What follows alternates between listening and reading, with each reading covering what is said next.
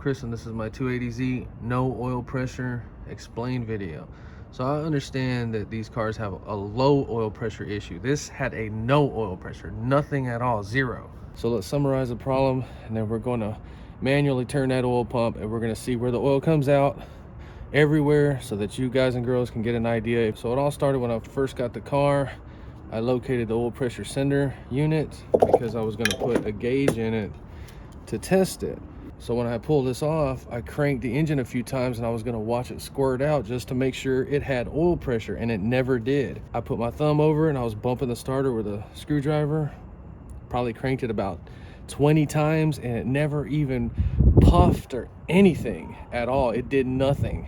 So when I pulled the engine out, I wasn't planning on taking it all apart, but when I pulled the oil filter, this is exactly how it was. It was empty. It didn't even have a drop of oil in it. And I even left it overnight on a table like that, and nothing came out. And that's when I freaked out and realized, man, I got to see this with my own eyes. I'm just explaining that because I know some people think I went too far and jumped into it without checking those things.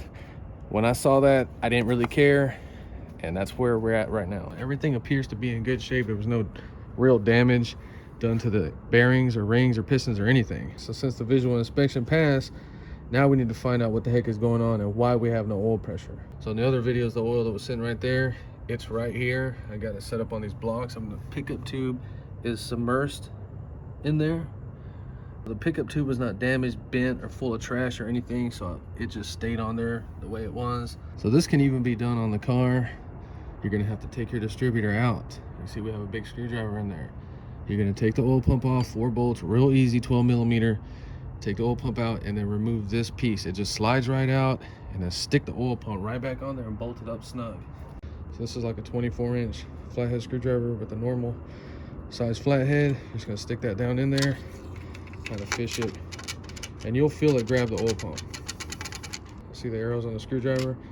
That's the direction you turn it to make it pump oil. So that oil pump, all that stuff is sealed off, and it can actually pump air as well. That's how it's going to pick the oil up from the pickup tube and the oil pan, and it actually creates a vacuum and it'll suck it up. Okay, so towards the engine to pump it, so we turn it the opposite way, it'll start pumping air into the oil pan. See? So we were turning it in reverse, pumping air bubbles into the oil pan. Let's see how many turns it takes to pick the oil up and squirt it out right here into the oil filter. 1, 2, 3, 4, 5, 6, 7, 8.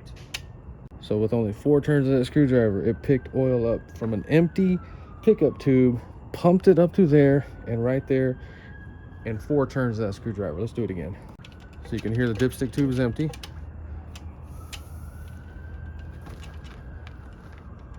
1, 2, 3,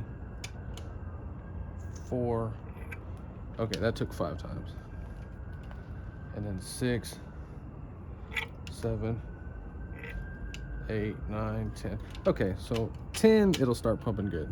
4 turns to get it up there, and then about 10 complete turns to bleed all the air out. So now as I turn it, you see how that's just 1 revolution. You can see how much that's pumping. It's a lot. So what was wrong with this pump? It was stuck. Let's talk about that. So just about an hour ago, when I stuck this in there, we're engaged with the pump right now. I was turning it real slow, and I turned it 1, 2, 3, and all of a sudden it started tightening up real tight. And I thought the screwdriver was like stuck on something. So I looked down there. I even took the pump off again. There was nothing in there. So I started turning it back the other way. And it went easy, about 5 turns, and then it started tightening up super tight. Okay, but I swear, even just now, it started feeling like it had resistance. And this thing is just supposed to free spin. It doesn't matter what direction you spin it in. And I just kept going back and forth, and it would get so tight, like where I couldn't even turn it. Like I was like, oh. And I would do it again, and I swear it got so freaking tight I couldn't turn it. Okay, and then I swear, just magically, I turned it the opposite way, and it was just easy spinning, and it's been working ever since then.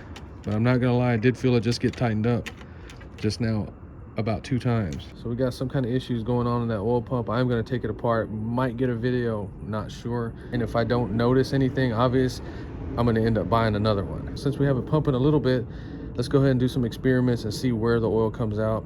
I mean, it's consistently pumping. I'm pretty sure I'm going to take it apart and find some kind of gunk or crap in there, because it seems to be working very well. So I'm going to use the oil filter that came with it. So the oil's coming out right there. It's going to fill this reservoir up. And if it's pumping too much pressure, it's got this little relief hole right here. And I'm guessing it just sends it back into the oil pan. So push that and make sure it has a little spring. You absolutely 100% have to have that springy like that working. So then the oil comes around these holes, cleaned and filtered, and then comes out the center hole and then goes to the engine. And that's where we're gonna watch and see what happens. So when you install an oil filter, you do not ever in a million years install it empty. This one sits sideways, so we're only gonna fill it up about halfway. Oh gosh. And then you gotta work fast. Yes, and we're spilling it. Okay, as tight as it needs to be. So I'm just gonna start turning the screwdriver like I was, and hopefully we don't start seeing it pour out right there. Just saying that because it may take the path of least resistance, and I have the main cap and rod cap off, so watch it right there.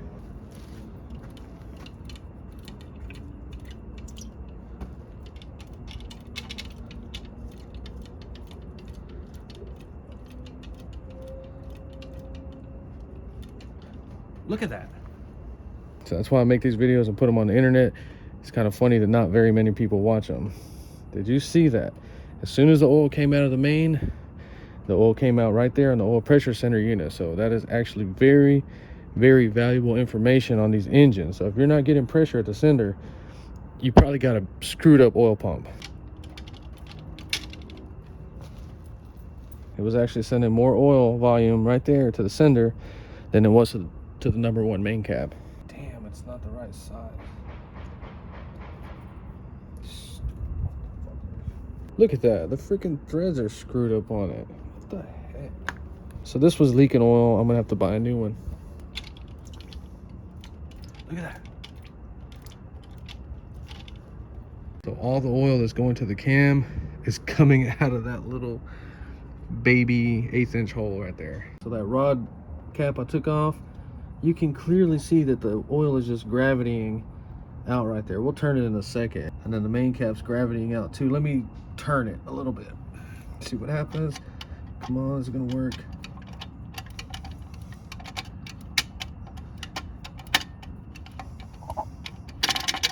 Oh my God, it's got fucking splash in the face.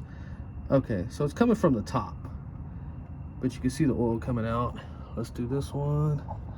I got freaking splash in the eye. Okay, good. So I just got splashed with oil in the eye from that guy. It didn't burn. It didn't do anything. So we were looking down there. I only spun the screwdriver about 3 or 4 times. So what did we learn today? It takes about 4 turns of the oil pump to suck the oil from the pan up to here, and about 10 turns for it to be fully pressured or primed. You saw how we put oil in the filter just a little bit, and it did take about 5 turns to fill that up and get it to pump out right here. This is where it had the most pressure, the most violent squirt, and quickest is coming out right here. The second place the oil is going is to your rods and your crank down there, and all that's working 100% fine. After it pressurizes up everything down here, first, second, third, then it's gonna pressurize all the way up there, and you saw it'll start squirting to feed the cam, lifters, all that crap up here. The coolest thing is, look, I didn't even get no oil in my pants today. Awesome. Now everything is working beautifully. It actually has a lot of volume. It's probably, it could be that high volume pump, who knows, because they did put, a guy mentioned those flat top pistons. Thank you for mentioning stuff like that, because I have no idea about these engines. I know in my other videos I was saying like I don't know what's going on. I meant with a Japanese engine and an inline 6. I've never messed with one of these. To debunk all that stuff, you saw that this is where we were getting the majority of the pressure and majority of the volume. So if your sender and your gauge on your car is reading low pressure, I guarantee you your pump is screwed up. So now I remember why I just abandoned putting the gauge on there, because it wouldn't matter anyway. It would never build up pressure until we get all the stuff on there complete anyway. Next video is going to be getting the rest of it apart, going through it, cleaning it up, and I guess putting it back together. I don't know. I ordered a gasket set. I ordered a thermostat cooling top. All right, well, that's it for the video. If you enjoyed, please like and subscribe, and thanks for watching.